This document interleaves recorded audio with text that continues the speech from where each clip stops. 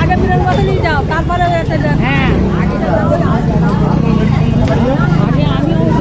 তোমার চড়বে তাই তো? পাড়ার একটি টেবিল অপারেটর যার নাম হচ্ছে রাজেশ, হ্যাঁ তার ওয়াইফ দুর্গা সাহু তার ঘরের পায়খানা বন্ধ করেছে।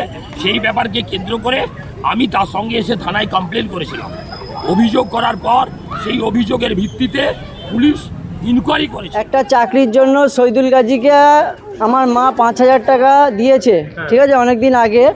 সেই টাকাটা আমার মা, ঠিক আছে, আমাদের এখানে শহীদুল গাজী এখানে এসেছিল, আমার মায়ের সাথে একটু কথা কাটাকাটি হয়েছে।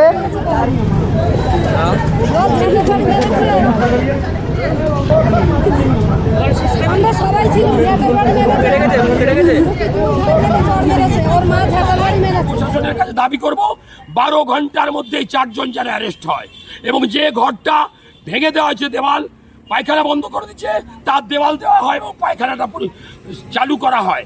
যদি না হয় 12 ঘন্টা পর আমরা বামপন্থীর পক্ষ থেকে বৃহত্তর লড়াইয়ের জন্য আমি প্রস্তুতি। শহীদুল গাজী আমার মা মুদিবাড়ি ব্যাংকে যায়, পাঞ্জাব ন্যাশনাল ব্যাংকে, দুপুর 12টার সময় শুক্রবার। আমার মাকে তর্কতর্কি হতে গিয়ে আমার মাকে শহীদুল গাজী খুব মার মেরেছে।